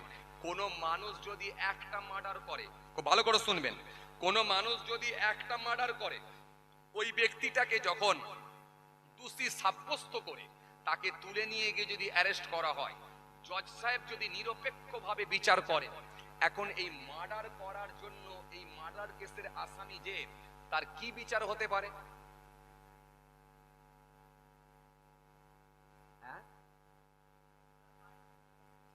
সাপোজ ধরুন না, যদি ন্যায় বিচার পায়, তো কি বিচার পেতে পারে?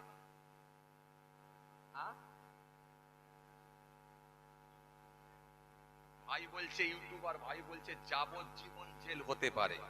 আচ্ছা আপনারা বলেন কি হতে পারে?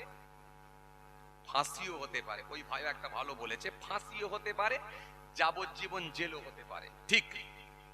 আচ্ছা এইবারে বলেন, তাহলে একটা মার্ডার করার জন্য যদি ফাঁসি হয়ে যায়, কোন ব্যক্তি যদি মনে করেন 10টা মার্ডার করেছে, এখন 10টা মার্ডার করার পরে সে গ্রেফতার হয়েছে, জজ সাহেব এখন ফাঁসির রায় দিয়েছে, কটা ব্যক্তিকে ফাঁসি দেবে? কথাবার্তা বলেন, আপনারা এত ঝিমিয়ে গেলেন কেন? একটু কথা বলেন। কটাকে ফাঁসি দেবেন? একটাকে? আচ্ছা মেরেছে কটা? মেরেছে 10টা। আর ফাঁসি হচ্ছে কটার? ঠিক বলছে? চাচা কি বলে? চাচা কি বলে একবার দেখি। চাচা ঠিক বলছে? বলছে ওরা যা বলছে আমি তাই শুনছি। মানে নিজে থেকে আলাদাভাবে কোনো মন্তব্য করতে চান না। আমি আর কি করব, বয়স্ক মানুষ, ওরা যা বলছে তাই শুনছি। তবে আপনাদের কথা শুনে হেসে ফেলেছে। তার মানে চাচাও বুঝতে পারছে যে একটা লোক 10টা মেরে একটা মরবে কেন, তাহলে বিচারটা ঠিক হচ্ছে না।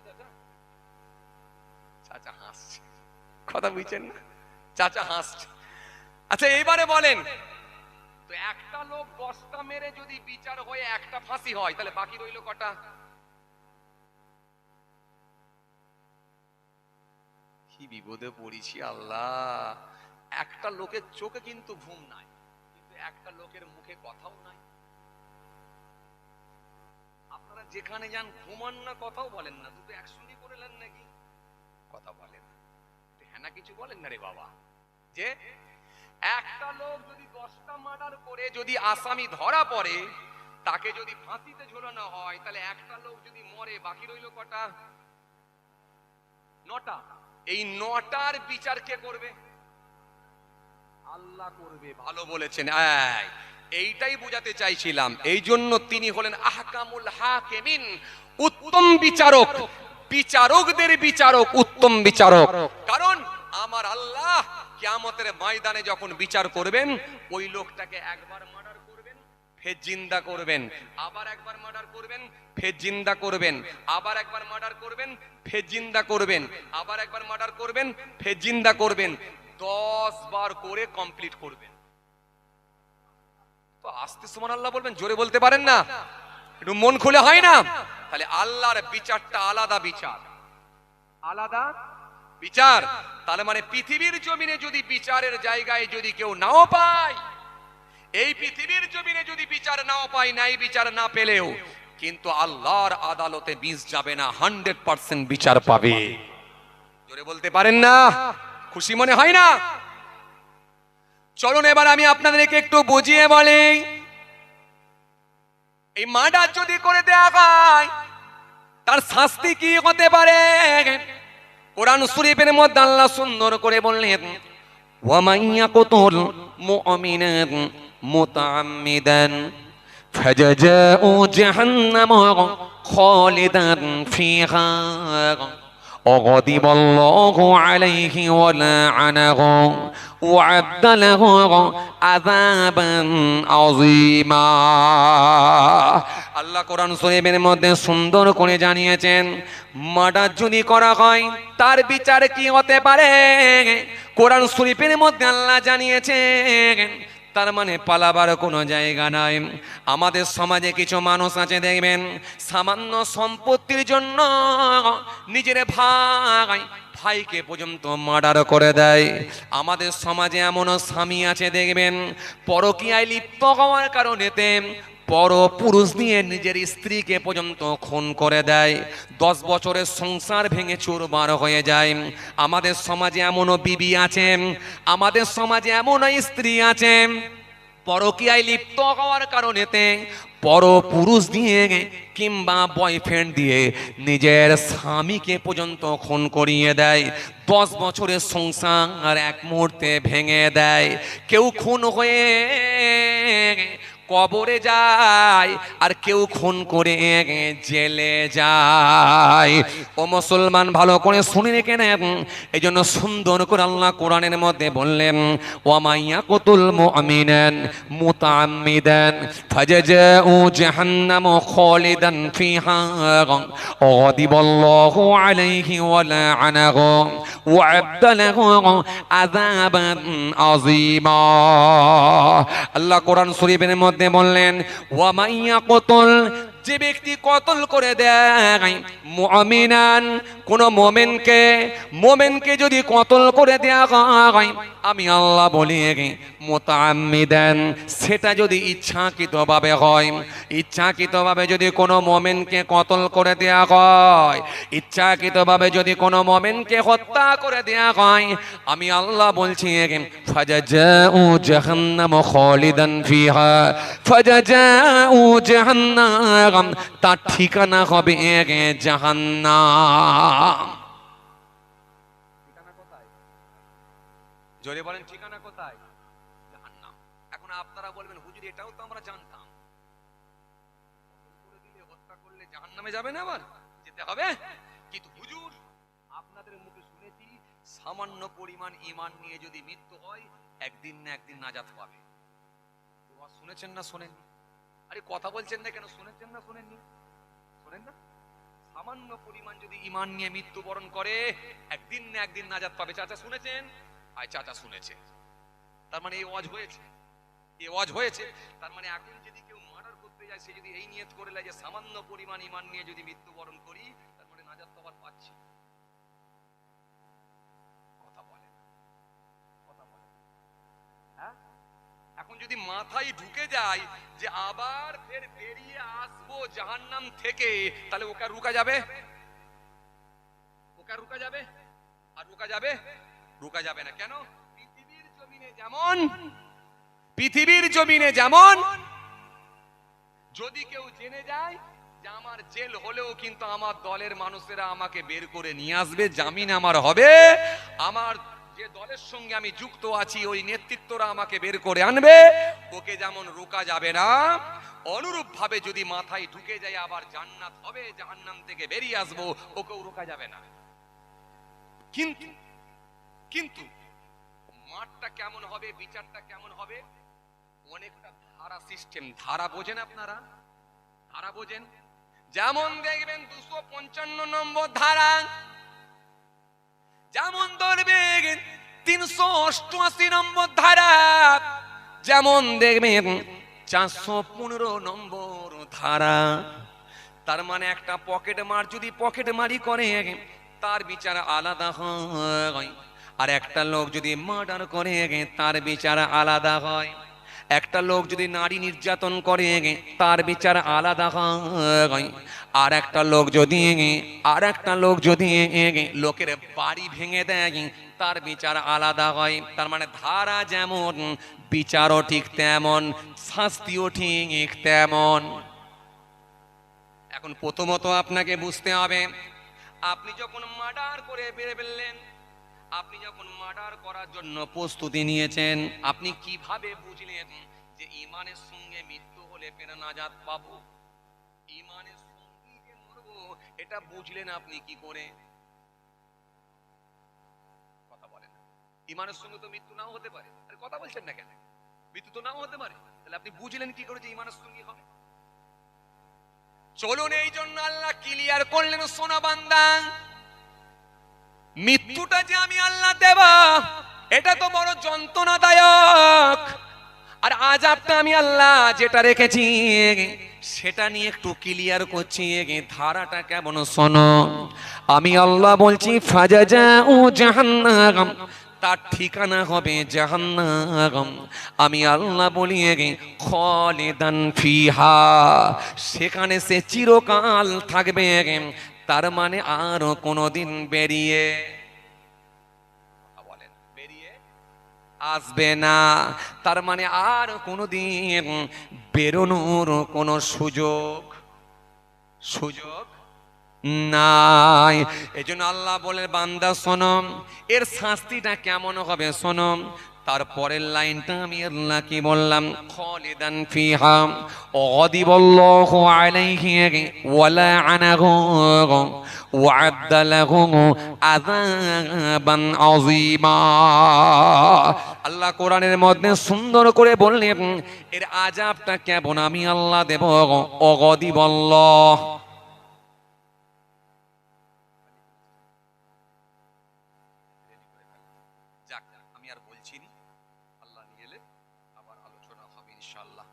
অনেক সময় আপনারা দিয়েছেন আলহামদুলিল্লাহ, আর আপনাদেরকে আমি কষ্ট করবো না আলহামদুলিল্লাহ। যাই হোক, ঠিক আছে, আমি আর সময় নিচ্ছি না, আল্লাহ নিয়ে এলে আবার আলোচনা হবে ইনশাআল্লাহ। কারণ এইভাবে যদি কোরআনের আয়াত একটা একটা করে বলা হয়, গোটা কতেক নবীর হাদিস যদি দেওয়া হয়, এই হত্যাকারী শাস্তিটা আল্লাহ কি রেখেছে আপনি বুঝতে পেরে যাবেন। এত সহজ নয়, এত সহজ নয়।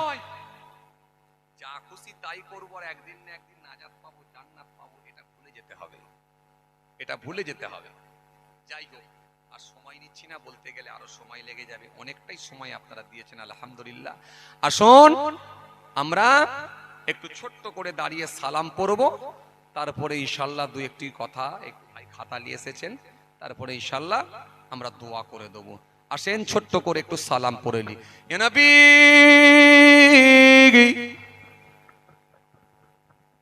এই জন্য নবীর ব্যাপারটা সম্পূর্ণ আলাদা,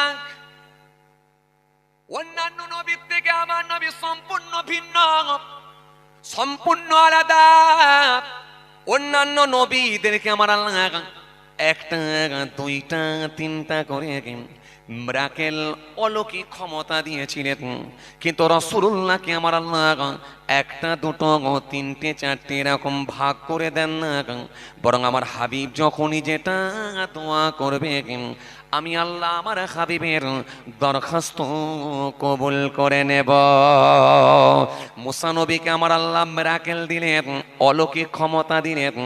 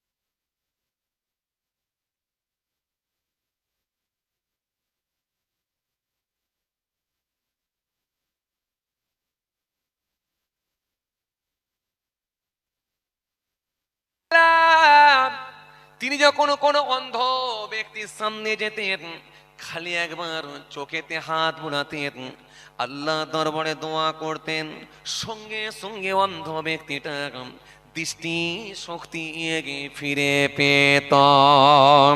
হযরত ঈসা রুহুল্লাহ যখন কোনো মৃত ব্যক্তির সামনে গিয়ে বলতেন, কম বিইজনিল্লাহ, হে মৃত ব্যক্তি আল্লাহর হুকুমে জিন্দা হও, বলার সঙ্গে সঙ্গে ওই মৃত ব্যক্তিটা জিন্দা হয়ে যেত। হযরতে দাউদ নবীকে আল্লাহ মিরাকেল অলৌকিক ক্ষমতা দিয়েছিলেন। তিনি যখন কোনো লোহায় হাত দিতেন, লোহা নরম হয়ে যেত, অটোমেটিকলি লোহাটা নরম হতো। কামারেরা যেমন লোহাকে পুড়িয়ে পিটিয়ে লোহা নরম করে যন্ত্র বানায়, হযরতে দাউদ আসলামকে আগুনের প্রয়োজন হতো না, আগুনের দরকার হতো না, আগুনের প্রয়োজন হতো না, নিজে হাতে করে লোহা নরম করতে, নরম করে নিজে হাত দিয়ে যখন একবার ওই লোহার উপরে ঘষা দিতেন, সঙ্গে সঙ্গে লোহাটা পাতলা হয়ে যেত। যখনই তিনি লোহাকে ধরে টান দিতেন, লোহা অটোমেটিকলি লম্বা হয়ে যেত। হযরতে দাউদ নবী পৃথিবীর সর্বপ্রথম যন্ত্র অস্ত্র বানাতে পেরেছিলেন। হযরতে দাউদ নবীকে আমার আল্লাহ আর একটা মিরাকেল মুজিজা দিয়েছিলেন। তিনি যখন জবুর শরীফ তেলাওয়াত করতেন, উড়ন্ত পাখি চলে আসত। শুধু উড়ন্ত পাখি নয়, দরিয়ার মাছগুলো চলে আসত হুজুরের তেলাওয়াত শোনার জন্য।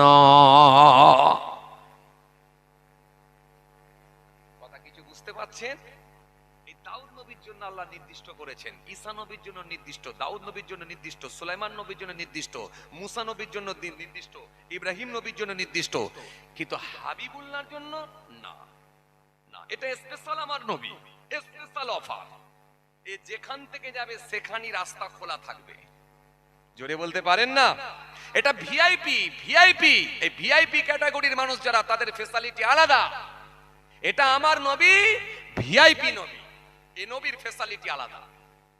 নবীর জন্য আল্লাহ একটা দুটো নির্দিষ্ট করলেন না। রাসূল দোয়া করলেন, আল্লাহ আকাশের চাঁদ দ্বিখণ্ডিত করে দাও। বলা মাত্র আকাশের চাঁদ দ্বিখণ্ডিত হয়ে গেল। সাহাবীর নামাজ কাজা হয়ে গেছে, আসরের নামাজ। নবীর কাছে সাহাবী দাঁড়িয়েছিলেন, সাহাবী মুখটা একটু শুকিয়ে গেছে, আসরের নামাজ কাজা। আল্লাহ নবী হযরতে আলীর কথা আর সহ্য করতে পারলেন না। রাসূলুল্লাহর ভালোবাসায় ওয়াক চলে গেছে, নবীকে বলতে পারেন না। আল্লাহ নবীর সামনে হযরতে আলীর মুখটা শুকনো হয়ে গেছে। আমার নবী সেই সময় বলেন, আলী মনটা খারাপ কেন বলো? ইয়া রাসূলুল্লাহ, আসরের নামাজটা কাজা হয়ে গেল হুজুর, সূর্যটা ডুবে গেল হুজুর। আল্লাহ নবী বলেন, হে আলী যাও তুমি ওযু করে এসো। হযরতে আলী বলছেন, হুজুর সূর্য তো ডুবে গেছে। আল্লাহ নবী সেই সময় বলে, আলী যাও আমি রাসূলুল্লাহ বলছি তুমি ওযু করে এসো। নবী বলেছেন, আর হযরতে আলী থাকতে না পেরে ওযু করে নিলেন। আমার নবী একবার থাকতে না পেরে আল্লাহ দরবারে দোয়া করলেন, আল্লাহ আসরের টাইম করে দাও, সূর্য যে জায়গায় ছিল সে জায়গাতেই তুমি পৌঁছে দাও। সঙ্গে সঙ্গে ডোবা সূর্য ফের উদিত হলো, আসরের ওয়াক্ত হয়ে গেল। ও আলী যাও যাও, আসরের নামাজ আদায় করে না। এ নবী আলাদা, এ নবীর সঙ্গে কোন নবী মিলবে না। লোকে মনে করে কিয়ামত হয়ে গেছে, কিয়ামত নয়, নবীর দোয়াতে ডোবা সূর্য ফের উদিত হয়েছে। আল্লাহু আকবার, এ নবী আলাদা। নবী আমার কূপের সামনে গেছেন, পানি নাই, একটু আল্লাহর দরবারে দোয়া করলেন, কূপের মুখ পর্যন্ত পানি হয়ে গেল, কূপের পরিপূর্ণ পানি হয়ে গেল। নবী দোয়া করেছেন আলাদা, এটা নবীর জন্য সম্পূর্ণ স্পেশাল। নবী জিজ্ঞাসা করলেন, হাতের মুঠোর মধ্যে যেটা আছে ওটা আমি বলবো না ওটার ভেতরে কি আছে, হাতের মুঠোয় কি আছে সে বলবে আমি কে? কেননা এই ওয়াজ আপনাদের জানা আছে, আমি লম্বা বলছি না, শুধুমাত্র ধরিয়ে দিচ্ছি নবীর শান কতটা, নবীর ইজ্জত কত। হাজরাতে নবী, আল্লাহ নবী থাকতে না পেরে বললেন তোমার হাতের মুঠোয় যেটা আছে ওটা কি আছে আমি বলবো, নাকি না ওর ভেতরে যেটা আছে সে বলবে আমি কে? কাফের নবীর কাছে এসে প্রশ্ন করছেন, হুজুর হাতের মুঠোর ভেতরে যেটা আছে যদি বলে দিতে পারেন আপনাকে নবী বলে মান। নবী বলছেন শোনো, হাতের মুঠোয় যেটা আছে আমি বলবো না ও নিজে বলবে, কোনটা চাও? আপনি গিয়ে বলে হাতের মুঠোয় যেটা আছে ও তো কথা বলতে পারে নাকি? হুজুর এ যদি কথা বলে দেয়, এই হাতের মুঠোর ভেতরে যেটা আছে ওটা যদি বলে দেয় হুজুর তাহলে আমি বেশি খুশি হব। আল্লাহর নবী বলে এই হাতের মুঠোর ভেতরে থাকা নুরি কাকর বালুগুলো সাক্ষ্য দাও আমি কে। ওই হাতের ভেতর থেকে আওয়াজ উঠছে, নুরি কাকর বলছে আশহাদু আন্না মুহাম্মাদুর রাসূলুল্লাহ, আমি সাক্ষ্য দিচ্ছি আপনি হলেন আল্লাহ নবী, আল্লাহ রাসূল, আল্লাহর প্রেরিত দূত। জোরে বলতে পারেন না? এটা নবীর জন্য আলাদা স্পেশাল। মরুভূমির বালুর উপর দিয়ে রাসূলুল্লাহ হেঁটে হেঁটে যাচ্ছেন, সাহাবায়ে কেরামদের নিয়ে যাচ্ছেন, নবী হেঁটে হেঁটে যাচ্ছেন, যে সাহাবায়ে কেরামেরা বলে হুজুর পানি নেই, ওযু করব কোথায়? পানি নেই হুজুর, ওযু করব কোথায়? আল্লাহর নবী বলেন তোমরা পাত্রগুলো রেডি করে ফেলো। রাসূলুল্লাহ সাল্লাল্লাহু আলাইহি ওয়াসাল্লাম হাতখানা কি রকম প্রসারিত করে হাতের আঙ্গুলগুলোকে যেই লম্বা করে দিলেন, প্রত্যেকটা আঙ্গুলের ফাঁক দিয়ে মাথা দিয়ে ঝর্ণার ন্যায় পানি ঝরতে শুরু হলো। জোরে বলতে পারেন না? সাহাবায়ে কেরামেরা ইচ্ছা মতো পানি পান করলেন, পাত্রে ভরে নিলেন, যে যার মতো ভরে নিলেন। আবার নবী দোয়া করলেন, পানি বন্ধ হয়ে গেল। এই নবীর একটা দুটো তিনটে না, মুআজিজা বলে শেষ করতে পারবেন না, শেষ করতে পারবেন না। নবী মরুভূমির বালুর উপর দিয়ে যাচ্ছেন, একটু ইস্তেনজা করবেন, টয়লেট করবেন, ইস্তেনজা করবেন। ফাঁকা জায়গায় ইস্তেনজা করব কেমন করে? একটা পর্দার ব্যাপার আছে। ফাঁকা জায়গায় ইস্তেনজাটা করব কি করে? একটা পর্দার ব্যাপার দরকার। যদিও পানি আছে কিন্তু পর্দার দরকার। নবী দূরের দিকে তাকালেন, বৃক্ষের দল, গাছের দল দাঁড়িয়ে আছে। আল্লাহ নবী ইশারা করলেন, হে গাছের দল তোমরা এসে আমাকে একটু ঘিরে ধরো, একটু পর্দা করো, আমাকে একটু পর্দা করো, আমাকে একটু ঘিরে ধরো, আমি রাসূলুল্লাহ একটু ইস্তেনজা করব। বলার সাথে সাথে ওই গাছগুলো অটোমেটিকলি সরে এসে রাসূলুল্লাহর কাছে এসে মরুভূমির বালুর উপর এসে আল্লাহ নবীকে গোল করে ঘিরে ধরল। জোরে বলতে পারেন না? এরকম একটা দুটো তিনটে নয়, একাধিক মুআজিজা, অলৌকিক ক্ষমতা আল্লাহ নবীকে দান করেছে, যে রাসূলুল্লাহকে নিয়ে বলে শেষ করতে পারবেন না। নবী মেরাজে যাবেন, এই ওয়াজও আপনাদের জানা আছে, যদিও আমি ডিটেইলস আলোচনায় যাচ্ছি না, শুধুমাত্র আমি শান নবীর মর্যাদা কত আল্লাহ দিয়েছেন এটা বোঝাতে গিয়ে বলছি। নবী কোথায় যাবেন? মেরাজে যাবেন। রাসূলুল্লাহ সাল্লাল্লাহু আলাইহি ওয়াসাল্লাম মেরাজে যাবেন, আল্লাহর সঙ্গে দিদার করবেন। হ্যাঁ, যে যানবাহনে চেপে আমার নবী যাবেন ওটার নাম কি বাবা? ওরা কারেক্ট অ্যানসার। ড্রাইভার কে এসেছে? হযরতে জিবরাইল আলাইহিস সালাম এসেছে, নবীকে সাথে করে নিয়ে যাবেন বুরাকে চেপে। বুরাক, বুরাক শব্দটা এসেছে বারকুন থেকে, যার অর্থ হলো বিদ্যুৎ। বিদ্যুৎ, লাইট। লাইটের গতিবেগ সব থেকে বেশি, ফ্লাশের গতি সব থেকে বেশি, এমনকি হেলিকপ্টার এরোপ্লেনের থেকেও গতি বেশি হয়। এই জন্য একটা টর্চ লাইট মারবেন, দেখবেন মুহূর্তের মধ্যে বহুদূর পর্যন্ত ফোকাসটা পৌঁছে যায়। এই জন্য ফ্লাশ বলা হয়েছে, লাইট বলা হয়েছে, বিদ্যুৎ বলা হয়েছে, আলো বলা হয়েছে।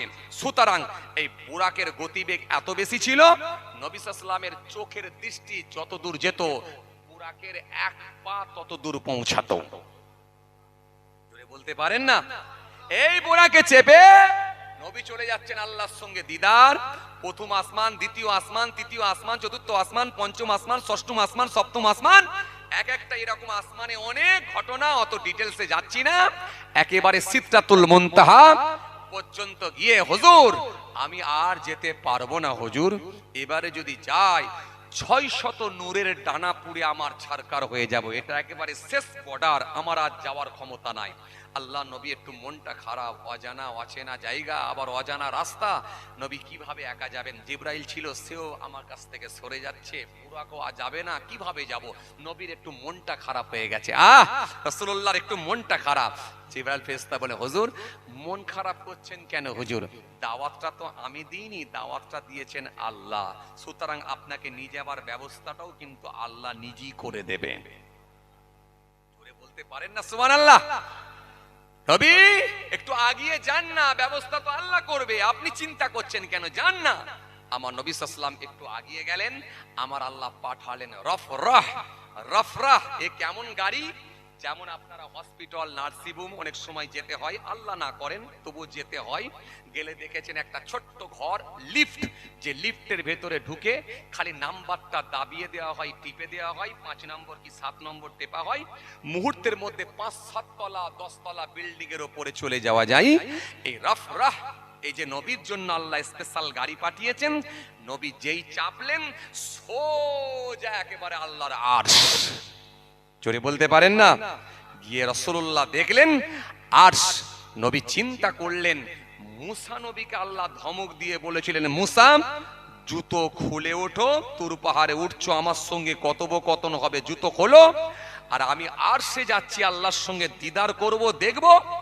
এখন যদি জুতোটা পরে উঠি, না জানি বিয়াদবি হবে।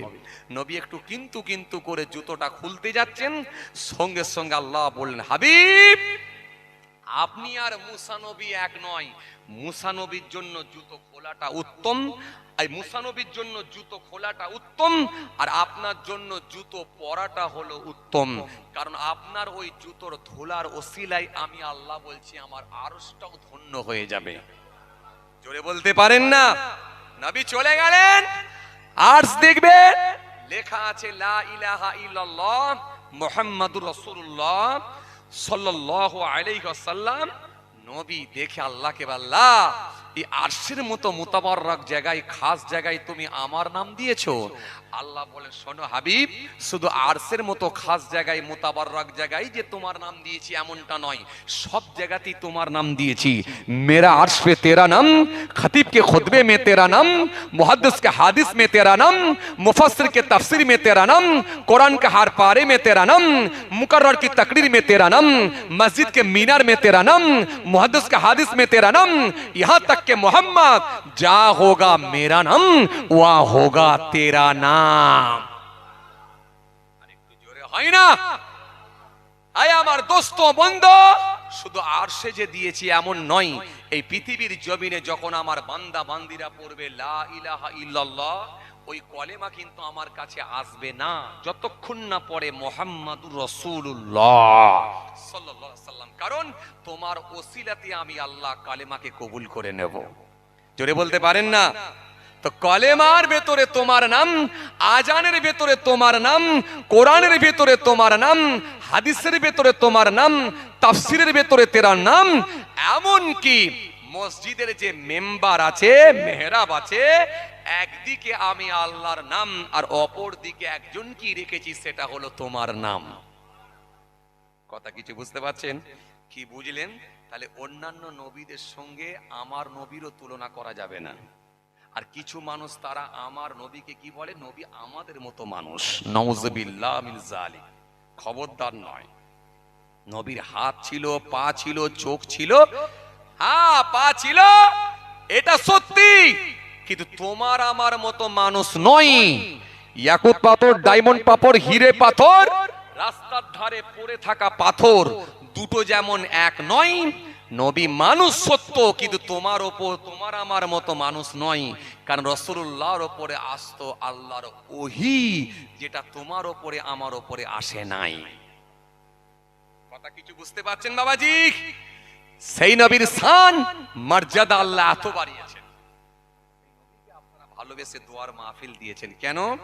নবীর প্রতি আপনাদের ভালোবাসাটা আছে বলে। তাই রাসূলুল্লাহর শান নিয়ে একটু বলছি, যাতে করে আপনাদের আন্তরিকতা, মহব্বতটা একটু বেড়ে যায়। চলুন আর একটুখানি আলোচনা করি নবী নিয়ে। কষ্ট হয়ে যাচ্ছে আপনাদের? খেয়াল করেন, মাশাআল্লাহ। চলুন আর একটুখানি আলোচনা করি। খেয়াল করেন, লক্ষ্য করেন ভাইরা আমার, বন্ধুরা আমার, সাথী মহব্বতের ভাইরা, জি রাসূল করিম সাল্লাল্লাহু আলাইহি সাল্লামকে সাহাবায়ে কিরামেরাও খুব ভালোবাসতেন, খুবই ভালোবাসতেন। সাহাবায়ে কিরামেরা বুঝতে পারেছেন যে নবী আমাদের ঈমান, নবী নাই তো কিচ্ছু নাই। রাসূলের ভালোবাসা যদি অন্তরে না থাকে, আল্লাহর সঙ্গে কোনো সম্পর্কই তৈরি হবে না। এজন্য নবী জানিয়েছেন লা ইউমিনু আহাদুকুম হাত্তা ইয়াকুনা হাব্বা ইলাই মিন ওয়ালিদিহি ওয়া ওয়ালাদিহি ওয়ান নাস আজমাইন। ততক্ষণ পর্যন্ত তোমরা পরিপূর্ণ মুমিন হতে পারবে না যতক্ষণ পর্যন্ত আমি রাসূলুল্লাহকে বেশি ভালো না বাসতে পারো। কাদের থেকে? তোমাদের সন্তান সন্ততি, তোমাদের ছেলে মেয়ে, বিবি বাল বাচ্চা, সবার ঊর্ধ্বে আমি রাসূলুল্লাহকে বেশি ভালোবাসা দিতে হবে। কথা বুঝে আসছে? কিন্তু বড় আফসোস, নবীর বিরুদ্ধে যখন কোনো কথা হয় মুসলমানের ছেলে মাথা নিচু করে কাজে যায়, কিন্তু এনআরসি যখন হবে বলে আওয়াজ দেয়, মুসলমানের ছেলে একবার কেন 5বারও রাস্তা অবরোধ করতে রাজি আছে ভাই। আরে কথা বলছেন না কেন? 5বারও রাস্তা অবরোধ করতে রাজি আছে ভাই, কিন্তু নবীর বিরুদ্ধে কথা হলে মাথা নিচু করে ব্যবসায়ী যায়। আসেন, ভুল বুঝবেন না, রাগ করবেন না। যে নবীর একজন বিখ্যাত সাহাবী ছিলেন, যার নাম হলো হযরতে জাবের রাদিয়াল্লাহু তাআলা আনহু।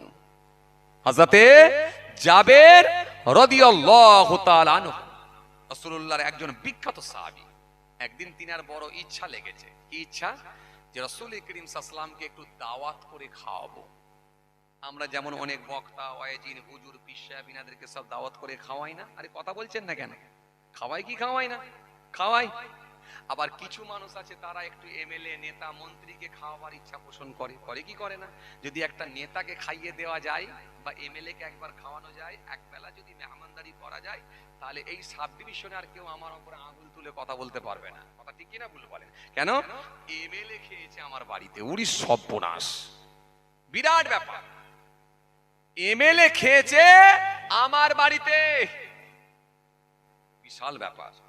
জি, এখানে শোনেন, এমএলএ কে খাওয়াবেন, এমপি কে খাওয়াবেন, আমার আপত্তি নেই, খাওয়ান, কিন্তু ভালোবাসার মানুষটা একটু বোঝেন। বোঝেন কেন? রাসূল করিম সাল্লাল্লাহু আলাইহি ওয়াসাল্লাম বলছেন, কারোর সঙ্গে যদি সম্পর্ক রাখতে হয় সেটা যেন আল্লাহর জন্য হয়। মান আহাব্বা লিল্লাহ ওয়া আগবাদা লিল্লাহ ওয়া আতা লিল্লাহ ওয়া মানা লিল্লাহ ফাকাদ ইসতাকমালাল ঈমান। সম্পর্ক যদি কারোর সঙ্গে রাখতে হয় সেটা যেন আল্লাহর জন্য হয়।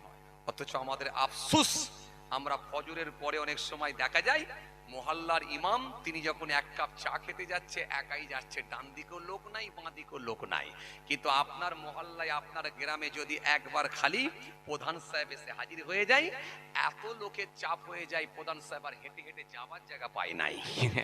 অথচ খবর নিয়ে দেখেন তাকে চা খাওয়াবেন, কোল্ড ড্রিঙ্কস খাওয়াবে বলে মানুষ লাফালাফি লাগিয়ে দেয়, প্রধান সাহেবকে খাওয়াবো। আরে খাওয়ান, আপত্তি নাই, সব প্রধান খারাপ না, সব এমএলএ খারাপ না, খাওয়ান, আপত্তি নেই। কিন্তু আপনি যাকে খাওয়াবেন বলে লাফালাফি করছেন, সে জীবনে দাঁড়িয়ে ছাড়া তো বসে মতে না, কথা বলে না, অথচ তাকে মেহমানদারি করাবেন বলে লাফালাফি করছেন। কিন্তু আপনার মহল্লার ইমাম যিনি 10 বছর জামাতের সঙ্গে নামাজ আদায় করছেন, শখ করে তো কোনোদিন বললেন না, হুজুর আমার দোকানের সামনে দিয়ে চলে গেলেন, একটু তো চা খাবেন, হুজুর আসুন, এই ডেকে এক কাপ চা, ডেকে 100 গ্রাম মাখা সন্দেশ খাইয়ে কোনোদিন তার মনটা আমরা খুশি করতে পারলাম না। অথচ যে মানুষটা দাঁড়িয়ে ছাড়া কোনোদিন বসে মতে না, তাকে খাওয়াবার জন্য আমরা কম্পিটিশন লাগিয়ে দিই। কথা ঠিক কিনা? কথা বলছেন না কেন বাবাজি? একটু হ্যাঁ না কিছু বলেন। একেবারে সব ভুল বলে যাচ্ছি নাকি? আমি একেবারে সব ভুলভাল বলছি নাকি? একটু কথাবার্তা বলেন। যে খান, আপত্তি নেই, কিন্তু একটু বুঝে খাওয়ান। তো হযরতে জাবের রাদিয়াল্লাহু তাআলা আনহু তিনি মনে মনে ভাবলেন, নবীকে একটু দাওয়াত করে যদি খাওয়াতে পারি, আমার জীবনটা ধন্য হয়ে যাবে। কেন? গোটা পৃথিবীর সবথেকে দামি মানুষ যিনি, তিনি রাসূলুল্লাহ। সারা আসমানের সবথেকে দামি যদি হিসাব করা হয় রাসূলুল্লাহ। কবরের ভেতরে যিনি শুয়ে আছেন সবথেকে দামি ব্যক্তি রাসূলুল্লাহ। হাসরের ময়দানে সবথেকে দামি ব্যক্তি রাসূলুল্লাহ। জান্নাতের ভেতরে সবথেকে দামি ব্যক্তি তিনি হলেন রাসূলুল্লাহ।